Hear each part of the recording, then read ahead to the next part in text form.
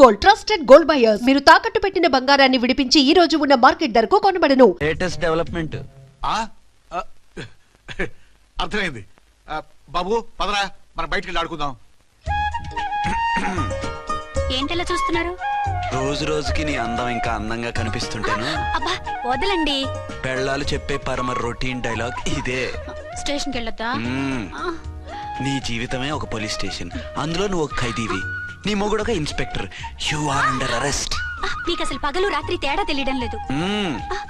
ఓ సిప్పిచ్చిదానా, నిన్ను కలుసుకున్న తర్వాత నెలలు సంవత్సరాలే మర్చిపోయాను. ఇక పగలు రాత్రి ఏం గుర్తుంటాయి? వద్దండి ప్లీజ్. వద్దనుకే ప్లీజ్. టైం అయిపోతుందండి. పర్వాలేదులే, అక్కడ ఇక్కడ నేనే కదా నీ మొగుడిని.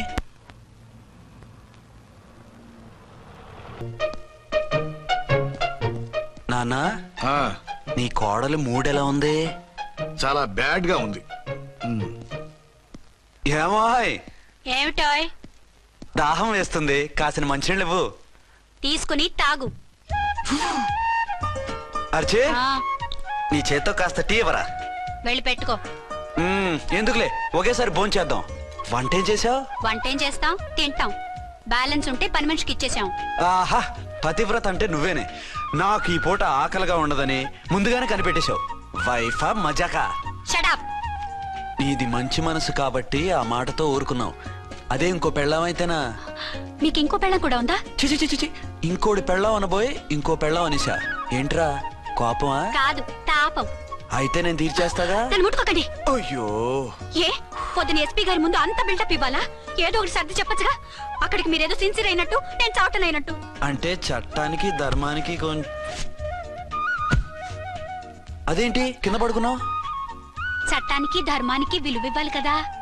మీరు సిఐ గారు, మేము ఎస్ఐలం. మీరు పైన ఉండాలి, నేను కింద ఉండాలి. చిచి చిచి చిచి చి, అది బయట చెప్పే డైలాగు. భార్యా బిడ్డల కన్నా బాధ్యత గొప్పది కాదుగా. ఇది ఇంట్లో చెప్పే డైలాగ్. పడగొట్టి పని గడుపుకునే మగమాటలు మాట్లాడకండి. మీ చేత తిట్లు చీవాట్లు తినే కర్మ నాకేం పట్టలేదు. ఎందుకు ఏడుస్తావు? ఇప్పుడు ఏమైందని? నేనెందుకు ఏడుస్తాను? ఆ తిక్కుమాలిన ఉద్యోగానికి రాజీనామా చేసి పారేస్తే ఏడవలసిన వాళ్ళు ఏడుస్తారు. ఆ పని మాత్రం చేయకేన అర్థంకి. దీనికి మాత్రం లోటు రాకూడదు.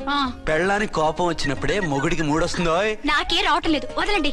నాకు వచ్చింది కదా, ఆటోమేటిక్ గా నీకు వచ్చేసింది.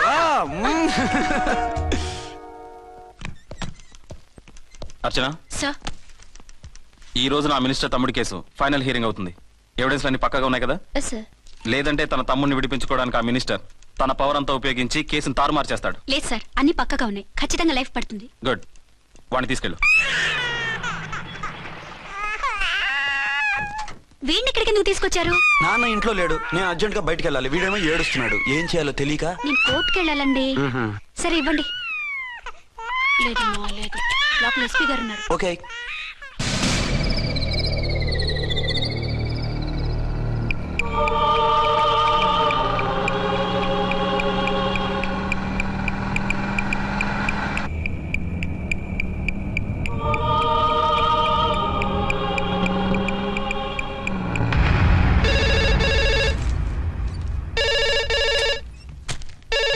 Hello, yes.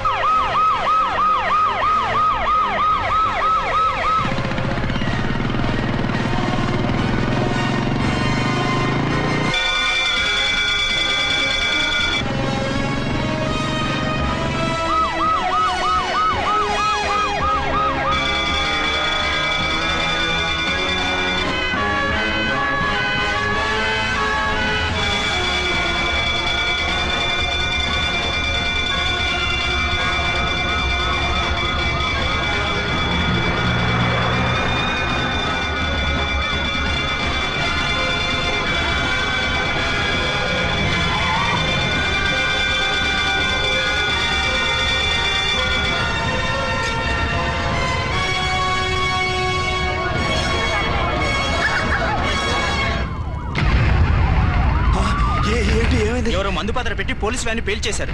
అందులో మనుషులు పాపం అంతా కాలిపోయారు, ఎవరు బతకలేదు. అర్చనా!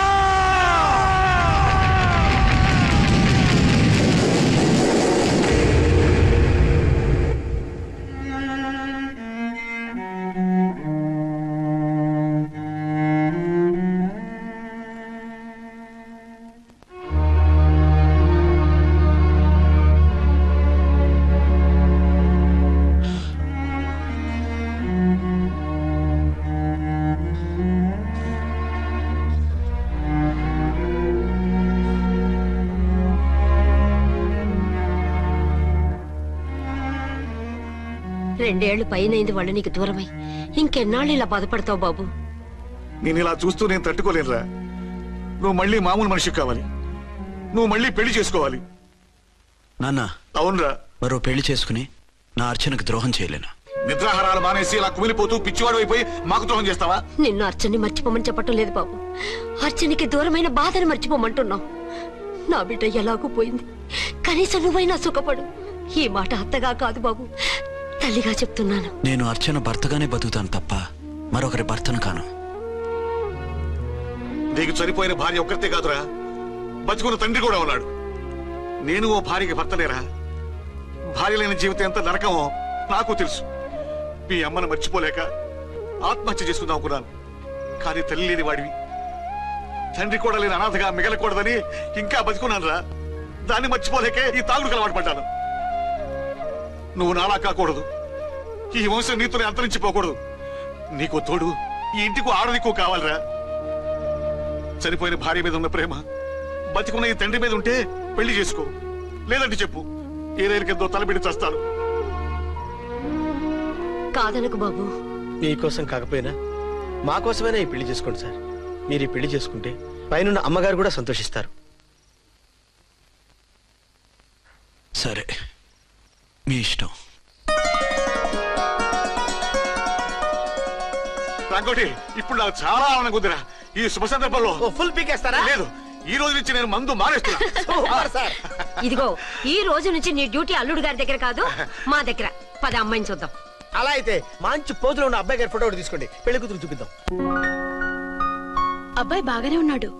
ఒరిజినల్ ఫిగర్ చూస్తే ఇంకా బాగుంటాడండి, కత్తిలా ఉంటాడు. చూసుకోవడానికి బాగుంటాం కాదు, చేసుకోవడానికి బాగుండాలి. నా సిద్ధాంతాలకి ప్రిన్సిపల్స్ కి తగ్గట్టుగా ఉండాలి. అంటే నా కాబోయే భర్త శ్రీరామచంద్రుడిలా ఉండాలి. అంటే నామాలు కిరీటాలు పెట్టుకుని బాణాలు వదులుతున్నారండి. షటప్. గెటప్ లో కాదు, బుద్ధిలో రాముడు లాంటి వాడై ఉండాలి. లాంటి వాడేంటమ్మా, శ్రీరామచంద్రుడే అనుకో. రాముడైనా సుర్పడకను చూసాడేమో కానీ మా వాడు డ్యూటీలో లేడీ కానిస్టేబుల్ ఉంటే షూస్ తప్ప ఫేస్ చూడడు. కట్నం పైసా అడగకూడదు. మా సీఏ గారికే బోల్డ్ అంత ఉంది. కాకపోతే మా వాడికి ఇదివరకే పెళ్ళయిందా? అబ్బే లేదమ్మా, ఇదే మొదటి పెళ్లి. ఇది వరకు ఎన్ని సంబంధాలు వచ్చినా అతను చేసుకోనున్నా అంట. ఏ ఏదైనా ప్రాబ్లమా? కాదు, అమ్మాయిలు నచ్చక నీ ఫోటో చూసి బాగా ఇంప్రెస్ అయ్యంట. నువ్వు గనక ఓకే అంటే నాకు ఓకే. అదేంటండి, అబ్బాయికి రెండో పెళ్లి అమ్మాయి చెప్పలేదే? చెప్తే ఒప్పుకోదని. అందుకని అబద్ధం చెప్పి పెళ్లి చేస్తారా? ఉద్యమాలని విప్లవాలని తిరిగి దీన్ని చేసుకోవడానికి ఎవరూ ముందుకు రావడం లేదు. రాక రాక మీ సంబంధం వచ్చింది. రైటే, కానీ రెండో పెళ్లి గురించి చెప్పకుండా పెళ్లి చేస్తే ఆ 3 ముళ్ళు పడి 3 రాత్రులు గడిస్తే అన్ని సర్దుకుంటాయి. అంటే మోసం చేసి చేయటం. ఇందులో మోసం ఉంది. ఇదేమన్నా మొదటి భార్య బిడ్డల్ని పెంచాలా, ఆ భార్యతో భర్తను పంచుకోవాలా? అది కాదండి, అమ్మాయి బాగా ఫాస్ట్. ఒక పెళ్లిలో చూసాం, తర్వాత ఏదైనా గొడవ చేస్తే. అలా చేస్తే నా కూతురే కదమ్మా నష్టపోయేది. ఆయనంత ధైర్యంగా చెప్తున్నప్పుడు మనకేంటండి? మీరు కాదంటే దానికి ఈ జన్మలో మొగుడు దొరకడు. కాదనకండి. సరే, మీ ఇష్టం. నా ఇష్టం. సరే, అమ్మాయికి అన్నీ చెప్పారా? అన్ని అంటే ఒక్క మీ పెళ్లి గురించే కాదు, మన ఫ్యామిలీ బ్యాక్గ్రౌండ్ గురించి కూడా చెప్పేసి. అవునవును, ఏమంది? చాలా బాధపడింది, జాలి పడింది, నిన్నే చేసుకోవాలని ఆశపడింది. నువ్వు కూడా ఊ అన్నావంటే. సరే, కాదు. అదేంటండి, అమ్మాయి దగ్గర ఎలాగో నిజం దాచాం, అబ్బాయి దగ్గర దాచడం ఎందుకు? దాయకపోతే వీడు అసలు పెళ్లి వద్దంటాడయ్యా. తర్వాత అయినా తెలుస్తుంది కదండి. ఆ పిల్లబాబు చెప్పాడుగా, 3 ముళ్ళు పడి 3 రాత్రులు గడిస్తే అన్ని సర్దుకుంటాయని. అదే పని మనవాడు చేస్తాడు. కాముగా పెళ్లి చేసేసి వెంటనే అన్ని మును పంపించేద్దాం. ఇలా కూర్చోండి సార్. అది. Happy honeymoon. Thank you. పిల్ల ఎంత అయిందిరా? 10,000. 10,000. అయితే ఓ పని చేయి, ఈ 1000 రూపాయలు ఎంచుకుని ఇదే 10,000 అనుకో. వర్కౌట్ అవుదండి. పోనీ ఓ పని చేయరా, ఈ బిల్డింగ్ రాసిస్తాను, వర్కౌట్ అవుతా? వర్కౌట్ అవుతుంది సార్. వస్తాను. సార్ ఏంటి సార్ ఇది చూడండి. ఇవి రాంకోటి వాడితో బేరాలంటాయా? ఇది ఒకటి ఇచ్చి పంపించు.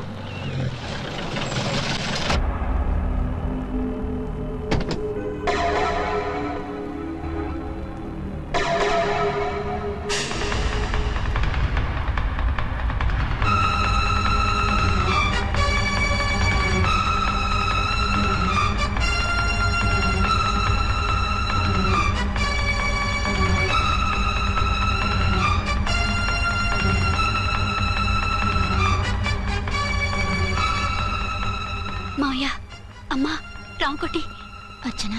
నువ్వు చనిపోలేదు మావయ్య, బతికే ఉన్నాను. ఆయన ప్రేమే నన్ను బతికించింది. బాబు మీ మనవడు. రే నాన్న, ఇలా రారా రారా. ఎన్నాళ్ళు ఎక్కడున్నావు? మర్చిపోయావా? ఏమైపోయావు? ఆ వివరాలన్నీ తర్వాత చెప్తాను. ఆయనేరి లోపలన్నారా? లేరు మేడం, ఏం ఆఫీస్కి వెళ్ళారా? ఊటీకి వెళ్ళారు. డ్యూటీ మీద వెళ్ళారా? అవునమ్మా, డ్యూటీ మీద వెళ్ళారు. అక్కడ ఏ హోటల్ ఎదిగారు? తాజ్ రెసిడెన్సీ. నువ్వు లోపలికి పోదమ్మా, మాట్లాడుకుందాం. లేదమ్మా, నేను ముందు ఆయన చూడాలి. నేను ఇప్పుడే ఊటీ వెళ్తాను. ఎందుకమ్మా? 2-3 రోజుల్లో వాడు వచ్చేస్తాడు. 2 ఏళ్ళు ఆయన చూడకుండా శవంలా బతికాను. ఇక 2 క్షణాలు కూడా ఆయన చూడకుండా ఉండలేను మాయా. అది కదమ్మా. నా మాట వినమ్మా.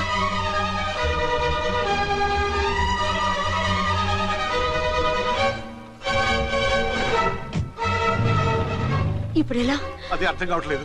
అల్లుడు గారికి మళ్ళీ పెళ్లి చేసామని బాధపడాలో, కూతురు బతికొచ్చిందని సంతోషపడాలో తెలియటం లేదు. నాకు అసలు ఏమీ అర్థం కావట్లేదు. ఈ టెన్షన్ నేను తట్టుకోలేను. వేసేస్తా, మళ్ళీ మందేసేస్తా. రామకోటి, అమ్మాయి గారు వచ్చేసారని, పెళ్లి విషయం తెలియనివ్వద్దని వెంటనే అల్లుడు గారికి ఫోన్ చేసి చెప్పు.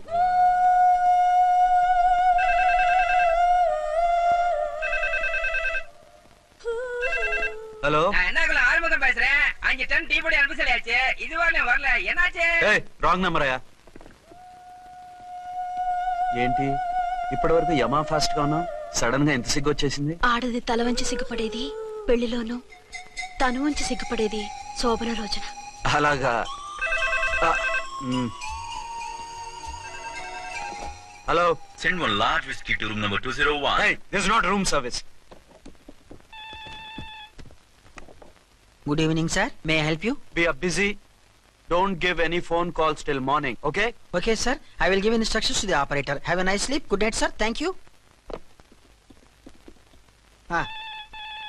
ఓకే. హలో, ఎవరు సార్? హైదరాబాద్ నుంచి విక్రాంత్ గారని వచ్చారు. ఆయన కనెక్షన్ ఇవ్వండి. సారీ సార్, ఆయన మార్నింగ్ దాకా ఎవరికి కనెక్షన్స్ ఇవ్వద్దన్నారు. నా ఫోన్ వస్తుందని ఎక్స్పెక్ట్ చేసి ఉన్నాడు ఆయన. త్వరగా ఇవ్వండి. No sir, we're very sorry. Urgent రా మొగడా, లేకపోతే నీ పేరు చెప్పుకొని కాపురాలు కూలిపోతాయి. కూల్తే కూలాయి, మా హోటల్ కి మాత్రం బ్యాడ్ టాక్ రాకూడదు. Bye. Hello hello hello hello. అయిపోయింది. ఇప్పుడు ఈ 3వ ప్రపంచ యుద్ధాన్ని ఆపేదలాగా? ఫ్లైట్ లో వెళ్ళిపోతే కరెక్ట్. ఇదిగో మొత్తం సిగ్గంతా అప్పుడే ఖర్చు పెట్టేకు, ఇంకా 2 రాత్రులు పడాలి. లైట్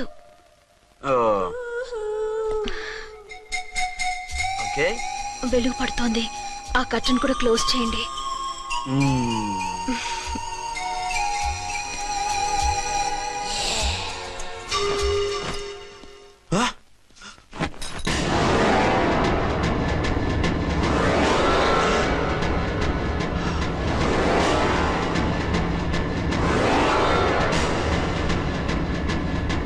ఏంటలా తొంగి చూస్తున్నారు? ఏం లేదు, ఇప్పుడే వస్తాను.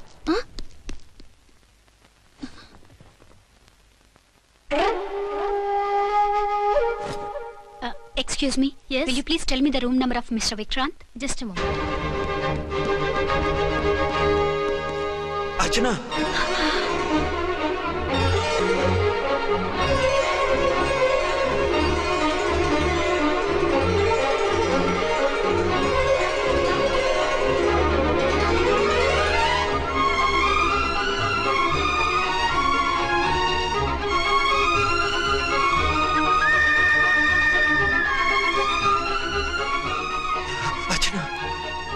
నువ్వు? నేనేనండి, మీ అర్చన్ని.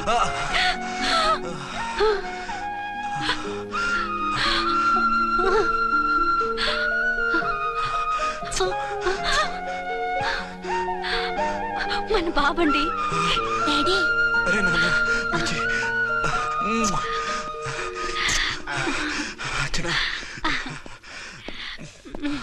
Excuse me, excuse me, excuse me, excuse me ఇక్కడ బహిరంగ ముద్దుల నిషేధం, పక్క వాళ్ళకి ఇబ్బంది కదా, కొంచెం కంట్రోల్లో ఉండండి. Thank you, bye.